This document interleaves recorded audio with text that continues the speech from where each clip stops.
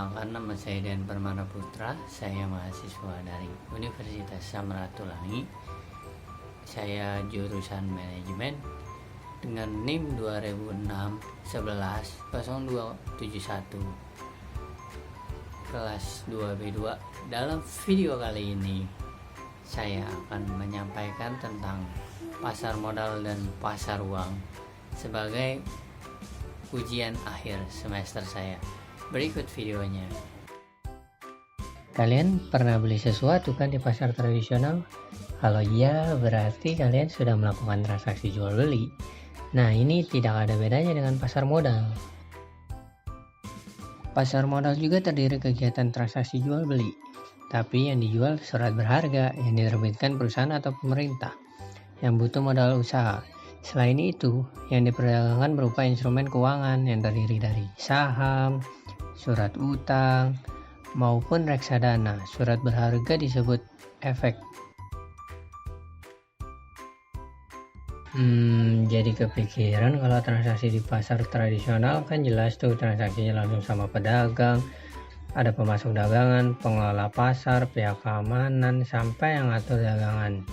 Lah, kalau pasar modal? Nah, kalau kita sebagai investor mau transaksi jual beli efek, difasilitasi nih di bursa atau dikenal PT Bursa Efek Indonesia.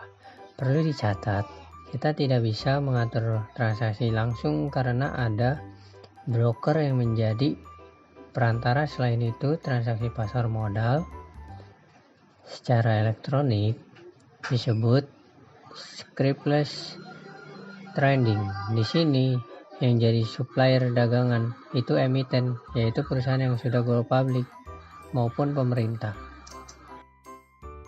Setelah proses transaksi di bursa, proses selanjutnya dijalankan KPI atau Clearing Penjamin Efek Indonesia. KPI membantu hak dan kewajiban investor dan memastikan kalau yang jual dapat uang dan yang beli dapat barangnya. Jadi nggak usah takut jual beli di bursa, ada jaminannya, yaitu KPI. Terakhir, KSEI, Kustodian Sentral Efek Indonesia. Semua proses pemindahan, pembukuan, dan penyimpanan efek di pasar modal dilakukan oleh KSEI. Ingat ya, barang pun bentuknya elektronik dan bisa diperjualbelikan kembali. Sedangkan uangnya akan ditransfer oleh bank yang bekerja sama KSEI selaku bank pembayaran. KPEI, KSEI disebut juga sebagai SRO atau Self-Regulatory Organization. Nah, biar transaksi di pasar modal berjalan dengan baik, harus ada SRO. Seluruh kegiatan transaksi juga diawasi oleh otoritas jasa keuangan.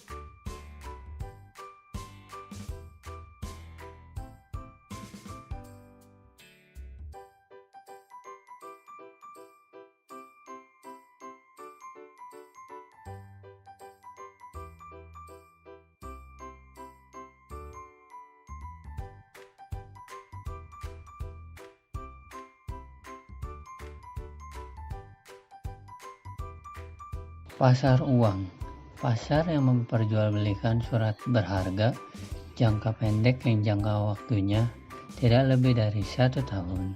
Fungsi pasar uang yang pertama sebagai perantara dalam perdagangan surat-surat berharga berjangka pendek. Kedua, sebagai penghimpunan dana berupa surat-surat berharga jangka pendek. Dan ketiga, sebagai sumber pembiayaan bagi perusahaan untuk melakukan investasi. Dan keempat, sebagai perantara bagi investor luar negeri dalam menyalur kredit jangka pendek kepada perusahaan di Indonesia. Manfaat pasar uang. Yang pertama, memacu suksesnya pembangunan ekonomi. Kedua, menyerap tenaga kerja dan meningkatkan pendapatan masyarakat yang semakin berkualitas. Ketiga, terpenuhi kebutuhan kredit jangka pendek untuk membiayai kebutuhan modal kerja perusahaan seperti bahan dasar, bahan pembantu, untuk kelancaran proses produksinya. Dan keempat, terpenuhi kebutuhan barang dan jasa bagi masyarakat yang semakin berkualitas. Macam-macam transaksi yang terdapat di pasar uang. Yang pertama, call money. Call money adalah penempatan atau peminjaman dana jangka pendek dalam hitungan hari antar bank. SPBI atau Sertifikat Bank Indonesia. Sertifikat Bank Indonesia atau SPBI adalah surat berharga yang dikeluarkan oleh Bank Indonesia sebagai pengakuan utang berjangka waktu pendek 1-3 bulan dengan sistem diskon dan bunga. SBI merupakan salah satu mekanisme yang digunakan Bank Indonesia untuk mengontrol kestabilan nilai rupiah. Surat berharga pasar uang atau SPPU adalah surat-surat berharga berjangka pendek yang dapat diperjualbelikan secara diskon dengan Bank Indonesia atau lembaga diskon yang ditunjukkan oleh Bank Indonesia. SBPU sama halnya dengan SBI merupakan instrumen operasi pasar terbuka dalam rangka ekspansi moneter oleh BI dengan menetapkan tingkat diskon SBPU. Sertifikat deposito, instrumen keuangan yang diterbitkan oleh suatu bank atas unjuk dan dinyatakan dalam suatu jumlah, jangka waktu, dan tingkat bunga tertentu. Sertifikat deposito adalah deposito berjangka yang bukti simpanannya dapat diperdagangkan.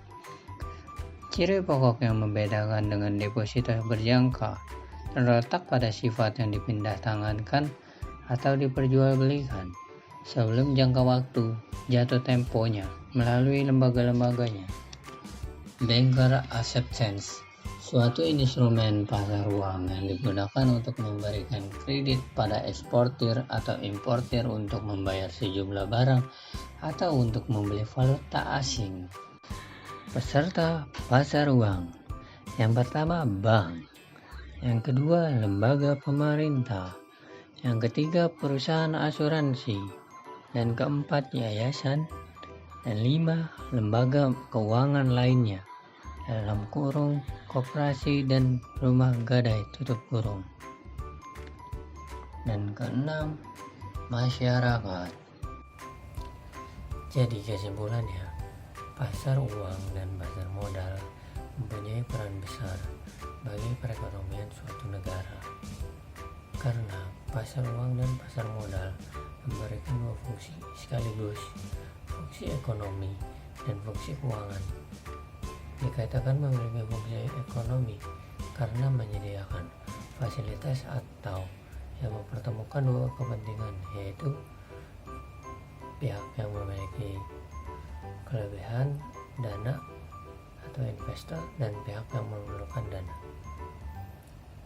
Pasar uang adalah suatu tempat pertemuan abstrak di mana para pemilik dana jangka pendek dapat menawarkan kepada calon pemakai yang membutuhkan, baik secara langsung maupun melalui perantara. Cukup sekian video kali ini. Jika masih ada kekurangan, mohon dimaafkan. Terima kasih yang sudah menonton video ini dan perhatiannya. Jangan lupa share dan subscribe video ini. Terima kasih. Bye.